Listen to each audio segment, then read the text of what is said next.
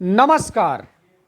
आज हमारे साथ में बात करने के लिए लौटन राम निषाद जी हैं, जो कांग्रेस के वरिष्ठ नेता हैं और साथ ही साथ भारतीय ओबीसी महासभा के राष्ट्रीय प्रवक्ता भी हैं। इनसे कई मुद्दों पे चर्चा करेंगे, जो कि राजनीतिक जानकारी इनको काफ़ी रहती है और कई ऐसे मुद्दों पे ये रिसर्च करते रहते हैं। और लौटन राम जी, अभी जो घोसी का उपचुनाव है उसमें स्याही भी फेंकी गई और सारी चीज़ें भी की गई, और ये हुआ कि भाई पिछड़ा बना मंगला का कुछ इस तरीके से, और वो भाग के फिर से वो आए। तो क्या लगता है कि वो चुनाव किस तरीके का रहेगा, और वहाँ के चूंकि अब राजनीति के बारे में आप विधिवत जानते हैं, तो क्या स्थिति रहेगी कुछ? देखिए, घोसी का जो उपचुनाव हो रहा है यह इंडिया का पहला चुनाव है। इंडिया गठबंधन जो है, और कह लीजिए कि उत्तर प्रदेश का जो पीडीए का गठबंधन समाजवादी पार्टी ने बनाया था, उसका पहली परीक्षा है। और ये अगड़े और पिछड़े के मुद्दे पर वहाँ पर लड़ाई प्रत्याशी के आधार पर नहीं है। हाँ, लेकिन सामाजिक न्याय के मुद्दे पर निश्चित रूप से वहाँ अगड़े और पिछड़े की लड़ाई है। और आज वहाँ की जनता जो है, आज दारा सिंह चौहान से भी पूछ रही है, ओम प्रकाश राजभर से भी पूछ रही है कि आप लोग कभी इस गठबंधन के साथ, कभी उस गठबंधन के साथ, कभी इस दल के साथ, कभी उस दल के साथ। और तमाम लोगों, वहाँ पर चौहान समाज के लोग हम लोगों से जुड़े हैं। उन लोगों ने कहा 13 बार आपने जो है कि दाएं से बाएं हुए बंदर की तरह इस डाल से उस डाल पर कूद के गए, तो इसमें राजभर चौहान समाज का कितना हित था। ओम प्रकाश राजभर के देख लीजिए, एक समाजवादी पार्टी से गठबंधन करके चुनाव लड़े और 6 विधायक उनके जो है सदन में पहुंचे। लेकिन ओम प्रकाश राजभर जब सपा की सरकार नहीं बन पाई, कुछ बड़ा सपना उन्होंने देखा था, उनका गुब्बार फूट गया। और आए दिन जिस अखिलेश यादव के कंधे से कंधा मिलाकर चलने के कारण उनकी एक राजनीतिक हैसियत बनी, और बाद में वो खलनायक के रूप में आगे आकर के अखिलेश यादव पर ही टीका टिप्पणी करना, समाजवादी पार्टी पर उंगली उठाना, उनके चाल और चरित्र में समाहित हो गया। तो आज वहाँ का जातिगत समीकरण को भी आप देखेंगे।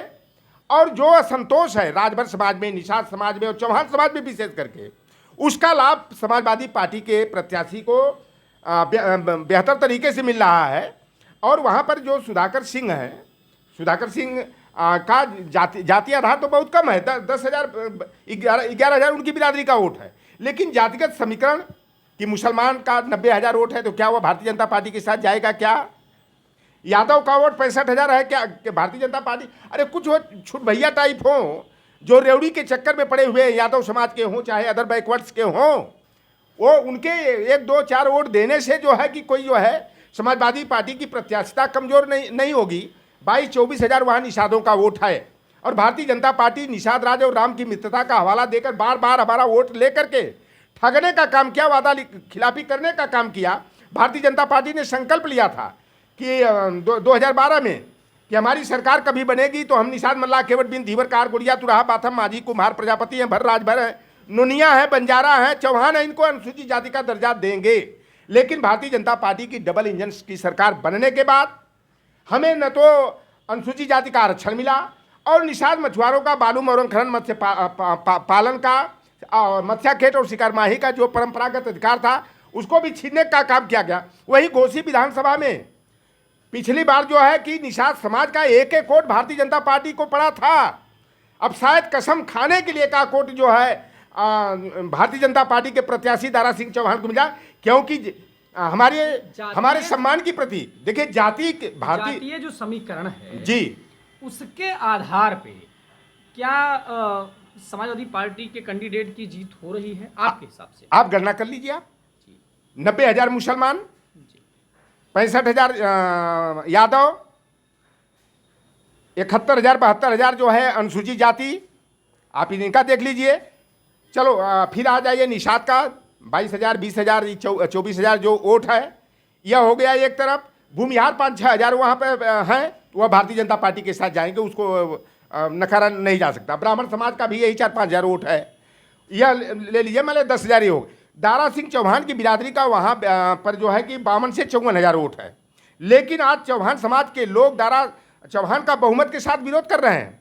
ओम प्रकाश राजभर की बिरादरी का 55-56 हज़ार वोट है राजभर समाज का, लेकिन राजभर समाज वहाँ उनकी तरह ही कर रहा है। राजभर समाज जो अभी देखने में आया कि फूल माला चढ़ा के वहाँ पे तेरा ही कर रहा था, इनका श्रद्धांजलि और सभा दे रहा एक था। राजभर ने अभी एक बयान दिया है यादवों को लेके कि यादव की बुद्धि 12 बजे खुलती है, तो इस पर आपका क्या प्रतिक्रिया? कौन राजभर दिया है? ओम प्रकाश नाम? राजभर ने। अच्छा, पियर का। वो पियर का, वो जो ये डाल पर उस डाल पर कूदना जो है, कभी केशव प्रसाद मौर्य को कहना कि स्टूल मंत्री, और अब हमने विधानसभा की कार्रवाई के समय देखा कि स्टूल भी मवस्सर नहीं हुआ, पीछे बेचारा इस तरह से दुबक के मेढक की तरह खड़ा हुआ है।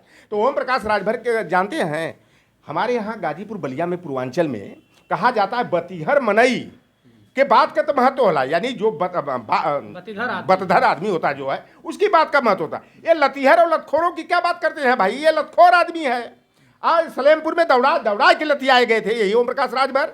अभी विधानसभा का चुनाव हो रहा था, शिवपुर से इनका लड़का जो है प्रत्याशी था ना, ये नामांकन कराने गए थे। क्या हुआ था, यादव समाज की अगर लाठियां नहीं रही होती, बल पौरुष नहीं रहा होता, तो ओम प्रकाश राजभर बड़बड़ बोलत हुआ न, इनकर जीभिया खींच लिए होते साहब, हथवा गुड़वा मार के करिया तोड़ दिए होते। लेकिन यादवों का शुक्र बनाए। वही शिवपुर विधानसभा के क्षेत्र में मुस्तफाबाद एक गांव है यादव, अरे निषादों का और ठाकुरों का, वहां पर सामंती ठाकुरों ने ओम प्रकाश राजभर का खदेड़ा किया, खूब लतवाही घुसवाही पिटवाही किया था। तब इनकी बोलती नहीं निकल रही थी। गाजीपुर में भी आपने देखा कि गाजीपुर में भी इनका खदेड़ा हुआ, मारे पीटे गए, तमाचा उमाचा चला था। ये ओम प्रकाश राजभर जिस थाली में खाते उसी थाली में छेद करने वाला नेता है। अभी इन्होंने बयान दिया, बड़ा आश्चर्य हुआ। 16 तारीख को दारा सिंह चौहान और उत्तर प्रदेश के उप मुख्यमंत्री ब्रिजेश पाठक के साथ घोसी में नामांकन के बाद सभा करते हुए कि मैं अखिलेश यादव को अगर सैफई नहीं भेजा दिया तो अपने बाप की औलाद नहीं। अरे भाई, अभी विधानसभा का चुनाव 2022 का था। स्वामी प्रसाद मौर्य जी के साथ हमारे गृह जनपद गाजीपुर के सैदपुर नगर स्थित टाउन नेशनल इंटर कॉलेज के मैदान में कहे थे कि अगर हम देश के प्रधानमंत्री जो सबसे बड़ा झूठा है, मैं नरेंद्र मोदी को, अमित शाह को अगर गुजरात नहीं भेज दिया तो अपने माँ बाप की औलाद नहीं। 2019 के चुनाव में इन्होंने कहा था कि जे समाजवादी पार्टी के वोट दे ही अपने माई बहन के घाट करी। घाट शब्द का मतलब दूसरा, लेकिन इन्होंने घात शब्द कहा था। और सबसे पहले आकर के समाजवादी पार्टी के मुखिया अखिलेश यादव से क्या शरणागत होकर गलबहिया कौन किया? ओम प्रकाश राजभर किए कि हमारा ये स्वाभिमानी राजभर समाज किया था। और हमको तो संदेह है, और तमाम राजभर समाज के वरिष्ठ लोगों ने कहा कि ओम प्रकाश राजभर जो है ना, ये बनावटी, जैसे नरेंद्र मोदी जी बनावटी ओबीसी हैं, उसी तरह से ओम प्रकाश राजभर भर जाति का है या नहीं है, यह किसी दूसरी जाति का है।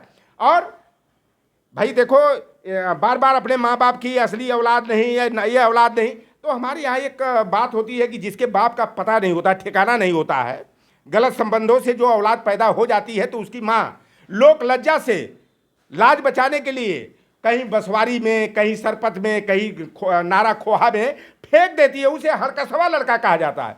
तो ओम प्रकाश बार बार असल बाप की औलाद करते हैं। तो ओम प्रकाश खुद बता दें कि ओम प्रकाश हरकसवा और खरपतवार में, सरपत में या खोने में फेंके हुए आप हैं कि नहीं। इन्होंने अभी कहा, अभी परसों का बयान है कि अहिर का बुद्धि 12 बजे खुलती है, इन्होंने कहा ना।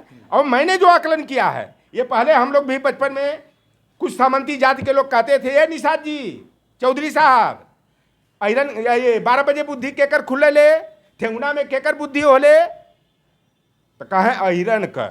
ये अहिरों का मजाक उड़ाते थे। लेकिन यादव समाज की बुद्धि रात हो, दिन हो, सोवल हो, जागत हो, 24 घंटा खुली रहती है। आज ये राजभर जो बड़बड़ बोल रहे हैं, चाहे लोहार कुहार मलाह केवट कुर्मी काची ओतेली तमोली बरई बारी पिछड़े दलित वंचित समाज के लोग हैं, मंडल की लड़ाई लड़ने के लिए लाठी डंडा लेकर के सामंतों का मुकाबला 1990 में यादव समाज के लोगों ने किया। और सबसे पहले मंडल आयोग की रिपोर्ट अगर कहीं लागू हुई तो देश का वह प्रदेश था उत्तर प्रदेश, जिसे माननीय मुलायम सिंह यादव ने, सपा बसपा गठबंधन सरकार के मुख्यमंत्री थे, उन्होंने किया। पंचायत राज अधिनियम 1994 मुलायम सिंह यादव ने लागू किया। नगर निकाय अधिनियम 1995 मुलायम सिंह यादव जी ने किया। आज जो गांव का प्रधान हो, बीडीसी का मेंबर हो, ब्लॉक प्रमुख हो, जिला पंचायत का अध्यक्ष हो, चेयरमैन हो, सभासद हो, पार्षद हो, मेयर हो, आज जो ओबीसी SC ST के लोग बन रहे हैं, हमारी माताएं बहनें बन रही हैं, यह अहिर की देन है, मुलायम सिंह यादव की देन है। जो 27% आरक्षण की बात आती है, और यही ओम प्रकाश राजभर, संजय चौहान, दारा सिंह चौहान अपने समाज को भड़काने के लिए कहते हैं कि अरे कुल 27% आरक्षणवा अहिरे लूट ले रहे हैं। लेकिन उस आरक्षण की लड़ाई लड़ा कौन? यादव। और बीपी मंडल यादव बिरादरी के थे, और बीपी मंडल के कमीशन की रिपोर्ट के आधार पर हमें जो है कि 16 नवंबर 1992 को सुप्रीम कोर्ट के निर्णय के आधार पर ओबीसी को 27% आरक्षण मिला। और राजा अर्जुन सिंह जी मानव संसाधन मंत्री थे, 3 मार्च 2006 को उन्होंने अधिसूचना जारी किया कि हायर एजुकेशन में भी ओबीसी को 27% आरक्षण मिले। और सुप्रीम कोर्ट के 10 अप्रैल 2008 के निर्णय के आधार पर हमें केंद्रीय उच्च शिक्षण संस्थाओं में आरक्षण मिला। एक बात मैं बता दूं, अहिर का मैं अर्थ आपको बता दूं, ओम प्रकाश को ये ना पियरका मेढक को क्या पता है, ये जो खाली अपने परिवार के लिए जो है और सौदाबाजी के लिए टिकट विक्रेता बनकर के जो इधर उधर दाएं बाएं करते रहते हैं। यही कहते थे कि हम तो योगी आदित्यनाथ को उस स्थान पर भेजेंगे भीख मांगने के लिए, कटोरा दे करके, जहां भीख मांगने की ट्रेनिंग दी जाती है। और आज यही देख लीजिए कि आज जा करके उनके यहाँ शरणागत हो गए। मैं अहिर का बता दूं, अहिर जो होता है, नागनथैया किसने किया था? कृष्ण ने। कृष्ण किस बिरादरी के थे? यदुवंशी, यादव, अहिर। अहि माने होता है सर्प, और र जब प्रत्यय लग जाता है तो अहिर का अर्थ हो जाता है सांप को नाथने वाला या सांप को नियंत्रित करने वाला। बड़का सांप शेषनाग को नाथ दिया कृष्ण ने बचपन में। फिर एक होता है अहि माने बाधा, जो सामंतों के द्वारा बाधा उत्पन्न की जाती है, दबंगों के द्वारा। और र प्रत्यय लग जाता है तो यानी कि बाधाओं से मुक्ति दिलाने वाले को अहिर कहते हैं। एक हमारे यहाँ कहावत कही जाती थी पहले, लोग अर्थ का अनर्थ कहते थे कि अहिर मितैया तब करे जब कुल मित मर जाए, यानी कि सारे मित्र जब मर जाए तो अहिर से मिताई करना चाहिए, ये अर्थ बताते थे। सच्चाई यह है कि जब किसी व्यक्ति को कोई मददगार न मिले, मदद देने वाला न मिले, तो वह निश्चित रूप से मान ले कि मैं किसी अहिर के यहाँ चलूंगा मदद मांगने, तो अहिर निश्चित रूप से हमारी मदद करेगा। और देखिए आज गैर यादव अति पिछड़ी जातियां हो, चाहे दलित वर्ग की जातियां हो, उनको सामाजिक सम्मान दिलाने में, सामंतों से, दबंगों से मुक्ति दिलाने में यादव समाज के योगदान को नकारा नहीं जा सकता। एक यादव शब्द होता है, अहिर के बाद आ गया यादव उपनाम के रूप में यदुवंशी। यादव में या शब्द जो होता है यातना से मुक्त कराने वाला। द माने होता है दमनकारियों से रक्षा करने वाला और दमनकारियों का मुकाबला करने वाला। वह जो शब्द है यादव में, उसका मतलब होता है वक्त पर काम आने वाला। यह यादव की विशेषता होती है। तो ऐसे ये ओम प्रकाश राजभर जैसे पलटी मार। गांधी जी की जो भारत जोड़ो यात्रा रही और इसके बाद कुछ जनाधार बढ़ा, फिर से चालू हो रही है, तो आपको क्या लगता है कि ये 2024 में स्थितियां सुधरेंगी इस यात्रा से? देखिए, राहुल गांधी को जो है भारतीय जनता पार्टी गोदी मीडिया के माध्यम से उन्हें पप्पू पप्पू ही कह करके जो है कि बड़ा उनके कद को नीचे दिखाने का, अपमानित करने का काम करती थी। लेकिन राहुल गांधी जी ऐसे प्रतिकूल समय में, जब कड़ाके की ठंड में दोपहर तक लोग अपने घर से बाहर निकलने की हिम्मत नहीं कर पाते थे, राहुल गांधी जी कन्याकुमारी से लेकर के जम्मू कश्मीर के लाल चौक तक 3750 किलोमीटर की पदयात्रा किए, तो लोगों को पसीना आने लगा।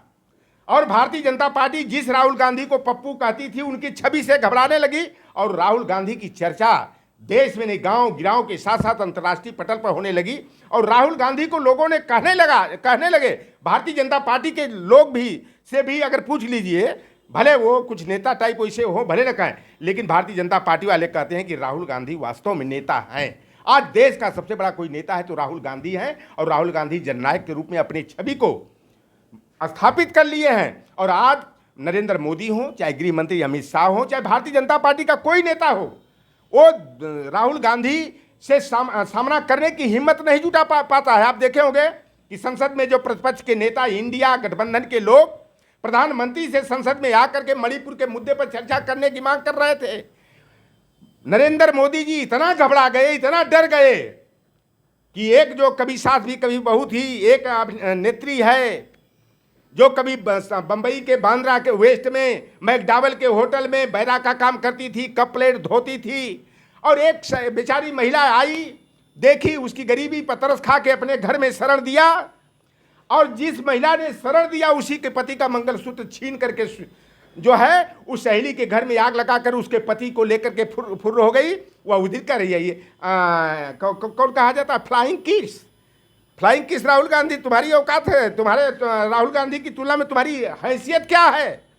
तुम्हारे जैसे फ्लाइंग किस, ये केवल पहले से स्क्रिप्ट तैयार कर दी गई थी कि मणिपुर पर चर्चा न हो पाए, जनता और ध्यान दूसरे तरफ चला जाए। इसलिए भारतीय जनता पार्टी ने स्मृति ईरानी ने मिल करके इस तरह का खतयान किया था। लेकिन आज सोशल मीडिया का जमाना है कि स्मृति ईरानी कब संसद के अंदर पहुंची, उसके 20 मिनट पहले फ्लाइंग किस का मुद्दा ट्विटर पर हैंडल होने लगा। तो ये भारतीय जनता पार्टी बहुत खरीदकारी पार्टी है, छल कपट झूठ फरेब की राजनीति। और 2024 के चुनाव में मैं बता रहा हूँ जो इंडिया जो गठबंधन बना है 2024 के चुनाव में क्या स्थिति रहेगी? क्या जो अखिलेश यादव का पीडीए का जो संकल्प है जो लेकर चल रहे हैं वो और इंडिया गठबंधन किस तरीके से काम करेगा कि वो नरेंद्र मोदी को टक्कर दे पाएगा? देखिए, जो लोकसभा चुनाव 2024 का है, यह सबसे अहम चुनाव है। लोकतंत्र और संविधान पर खतरे के बादल मंडरा रहे हैं। जब लोकतंत्र और संविधान नहीं रहेगा तो हमारी आपकी औकात क्या होगी? यहाँ तानाशाही आ जाएगी। बाबा साहेब भीमराव अंबेडकर का संविधान मिटा करके भारतीय जनता पार्टी, आरएसएस के लोग जिनको अपना गुरु मानते हैं, गुरु गोलवलकर की 2 किताबें bunch of thoughts, we are our nationhood defined की नीतियों को, मनुस्मृति की नीतियों को लागू कर दिया जाएगा। और नरेंद्र मोदी जी का एक सपना है कि जो तानाशाह विश्व में हुए हैं, चाहे सिकंदर हिटलर हुए हों, चाहे मुसेलिनी हो, चाहे नेपोलियन बोनापार्ट हो, चाहे सद्दाम हुसैन हो, उन्हीं की लाइन में अपना नाम जुड़वाने के लिए यह परेशान है। आप देखे होंगे कि सेंट्रल विस्टा जो नया संसद भवन बना, उसमें राष्ट्रपति को जो देश की प्रथम नागरिक होती हैं और संसद की प्रमुख होती हैं, संरक्षक होती हैं, उनको नहीं बुलाया गया। जब उसका शिलान्यास था तो दलित बिरादरी के रामनाथ कोविंद जी को शिलान्यास कार्यक्रम में नहीं बुलाया गया। आप देख लीजिए कि अभी कल भारतीय जनता पार्टी वाले नाटक कर रहे थे कल्याण सिंह जी की पुण्यतिथि के और दूसरी पुण्यतिथि पर कल्याण सिंह और मंडल पाठ 2 की चर्चा सारे चैनलों पर देखने को मिली। कल्याण सिंह जी को हिंदू हृदय सम्राट कभी कहा गया था जब बाबरी मस्जिद का विध्वंस कल्याण सिंह ने कराया था। विनय कटियार का नाम सुने कितने दिन हो गया, कई वर्ष हो गया, बता दीजिए आप। नहीं, इस समय तो विनय कटियार कहाँ है? विनय कटियार कहाँ है? अरे कहाँ है? ना पता कौन कंदरा में छुप गए हैं, इस दुनिया में है कि नहीं है ये भी नहीं पता चल रहा है। हिंदू हृदय सम्राट कहा, उमा भारती को, साध्वी पीतम्बरा को, हमारी निषाद बिरादरी की, लोधी बिरादरी की नेत्रियां रही हैं जो हिंदू धर्म का पताका लेकर के जो है बंदर की तरह कूदने का काम करती थी। आज उनका वो जब शिलान्यास होने लगा राम मंदिर निर्माण का तो पता नहीं, राम मंदिर निर्माण ट्रस्ट जो 15 सदस्यीय बना, क्या किसी ओबीसी को रखा गया? क्या कल्याण सिंह को तो मंदिर निर्माण ट्रस्ट में भी नहीं आमंत्रित किया गया। ये भारतीय जनता पार्टी का जो असली चेहरा जनता के सामने आ गया है। जिस तरह से हमारे आरक्षण, ओबीसी, एससी, एसटी की आरक्षण की लूट की जा रही है, हकबारी की जा रही है, डकैती की जा रही है, 2024 में यह जनता, अब ओबीसी, एससी, एसटी के लोग अपने को ठगा हारा महसूस कर रहे हैं कि भारतीय जनता पार्टी ने हिंदुत्व के नाम पर मोदी को पिछड़ी जाति का बता करके हमारे वोट की डकैती करके आज हमारे अधिकारों की छिनैती करने का काम कर रहे हैं। 2024 में हमें हिंदुत्व के नाम पर नहीं, लोकतंत्र और संविधान के नाम पर, आरक्षण के मुद्दे पर जो है भारतीय जनता पार्टी को हटाना है। और मैं बता दूं आपको, मेरा आकलन है कि 2024 के चुनाव में इंडिया के सामने ये जो एनडीए नॉन डेमोक्रेटिक अलायंस है, national dealership of Adani, Ali Baba 40 चोरों का जो गिरोह है एनडीए, उसको इंडिया लटक कर, झटक कर, पटक करके सत्ता से बेदखल करेगा और देश का प्रधानमंत्री राहुल गांधी बने या राहुल गांधी का आशीर्वाद जिसको मिल जाए, मल्लिकार्जुन खड़गे को मिल जाए, चाहे अखिलेश यादव को समर्थन मिल जाए, वह देश का प्रधानमंत्री हो सकता है। हम लोग इसी काम में रात दिन जुटे हुए हैं कि एनडीए को हटाना है, इंडिया को जिताना है, इंडिया की सरकार बनाना है और जिसे इंडिया के साथ रहना है वह भारत में रहे और जिसे इंडिया का विरोध करना है वह पाकिस्तान चले जाएं, उनकी ज़रूरत नहीं है। और निश्चित रूप से आप देखिएगा, मैं आपके चैनल पर बता दे रहा हूं कि 2024 के चुनाव में 2009 और 2004 में जो भारतीय जनता पार्टी की उत्तर प्रदेश में सांसदों की संख्या थी, उस संख्या से की आधी या उससे कम भारतीय जनता पार्टी और उसका गठबंधन हो जाएगा। ये कितनों मुखौटा तैयार कर लें, जो पिछड़े वर्ग के नेता केशव प्रसाद मौर्य, राकेश सचान हो, स्वतंत्र देव सिंह हो, चौधरी भूपेंद्र सिंह हो, धर्मपाल सिंह लोधी हो, धर्मपाल सिंह सैनी हो, चाहे अनिल राजभर हो, चाहे बाहर से अनुप्रिया पटेल और हमारे संजय निषाद हो, प्रकाश राजभर हो, कितनों ये ढोल नगाड़ा बजा लें, लेकिन इंडिया का खेल खत्म 2024 में। अरे एनडीए का खेल खत्म और इंडिया की सरकार 2024 में बनेगी। और यह देश के प्रधानमंत्री नरेंद्र मोदी जी, अमित शाह जी कच्छ और खब्बात की खाड़ी में जगह खोजेंगे कहाँ छिपे, नहीं तो इंडिया वाले पकड़ लेंगे और पकड़ करके कहीं हमको जेल में न डाल दें। और आपसे मैं बता दूं, ये चौकीदारी की बात करते थे, यह एक कैसे देश के चौकीदार हैं कि देश के सारे संसाधन, जो कांग्रेस जब देश आज़ाद हुआ, सत्ता का हस्तांतरण हुआ, तो देश में सुई तक नहीं बनती थी, लेकिन कांग्रेस की दूरदर्शिता ने पंडित जवाहरलाल नेहरू, इंदिरा गांधी जी की देन रही। बहुउद्देशीय नदी घाटी परियोजना, पंचवर्षीय योजना और गेल सेल, रेल, भेल, ओएनजीसी, एनटीपीसी, कोल माइंस हो, पोर्ट ट्रस्ट हो, फर्टिलाइजर्स कंपनी हो, चीनी मिल हो, कॉटन मिल्स हो स्थापित करके, भेल हो या चेयल हो, तमाम सरकारी संस्थान और उपक्रम बनाया।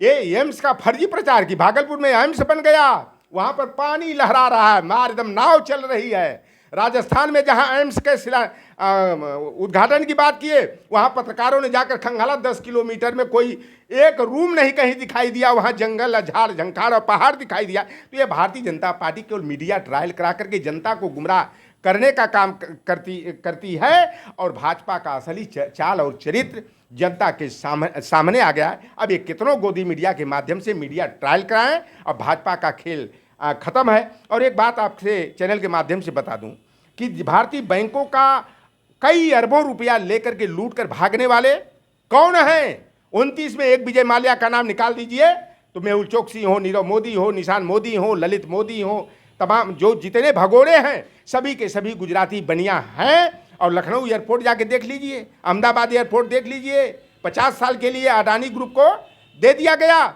सारे कल कारखाने को, सरकारी उपक्रमों को, संस्थानों को निजीकरण किया जा रहा है। अडानी अंबानी के हाथों नीलाम किया जा रहा। अपने बनिया मित्रों को जोगी जी और अमित शाह जी और मोदी जी दे करके देश की अर्थव्यवस्था को ख़त्म करने का, बेरोजगारी बढ़ाने का, गरीबी और भूखमरी बढ़ाने का काम करते हैं। ये 5 किलो राशन वाली बात करते हैं। आप जानते हैं, आप कानून अगर बना है कि किसी की हत्या करने के बाद कौन सी दफा लगती है?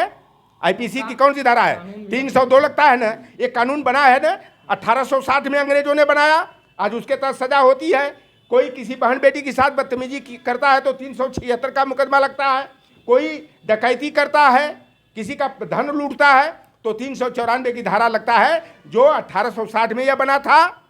तो मैं जानना चाहता हूं कि राष्ट्रीय खाद्य सुरक्षा अधिनियम 1913 किसने बनाया था? डॉक्टर मनमोहन सिंह की सरकार ने, यूपीए 2 की सरकार ने बनाया था। शिक्षा का अधिकार हो, चाहे मनरेगा का जो काम हो, चाहे सूचना का अधिकार 2005 में, ये कांग्रेस पार्टी की दूरदर्शिता है। और तमाम प्राइवेट बैंकों का 1974 में राष्ट्रीयकरण किसने कराया? इंदिरा गांधी जी ने कराया। और आज उसी संस्थान को ये बेचने का काम करे। एक भी बता दें कोई इनकी योजना जो धरातल पर उतरी है। जितने आज इनका इलाज, अभी मोदी जी बीमार हो जाएंगे ना तो इलाज कराने एम्स में जाएंगे, जो कांग्रेस पार्टी ने बनाया है। इनके नेता तमाम जो हैं, चाहे पीजीआई में जा रहे हैं। तो जो कांग्रेस ने गाँव में, आप जाए, आपके गाँव में भी होगा, मेरे गाँव में भी है, जो विद्यालय प्राइमरी का चलता है, जो हमारे यहाँ पावर हाउस है, तो वह कांग्रेस का बनाया हुआ है, कांग्रेस के कार्यकाल का है। भारतीय जनता पार्टी ने क्या बनाया? एक केवल मंदिर, भारत और पाकिस्तान, हिंदू और मुसलमान, सनी देओल और शाहरुख खान, अभी आ गया था मामला सीमा गुलाम हैदर और सचिन की प्रेम कहानी, गदर 2 की कहानी, शमशान और कब्रिस्तान, ये करके जो जनता को गुमराह करते हैं। अब भारतीय जनता पार्टी का यह मुद्दा जो है खत्म। 2024 में एनडीए को हराएंगे और इंडिया की सरकार बनाएंगे और लोकतंत्र और संविधान को बचाएंगे। यह हम लोगों का मुद्दा है। और इंडिया के कार्यकर्ता, पीडीए के कार्यकर्ता एकजुट होकर कंधा से कंधा मिला करके चौपालों के माध्यम से जन जागरण कार्यक्रम करके जो है जनता को जागरूक करेंगे और भाजपा की पोल खोलो अभियान चलाएंगे। बहुत बहुत धन्यवाद।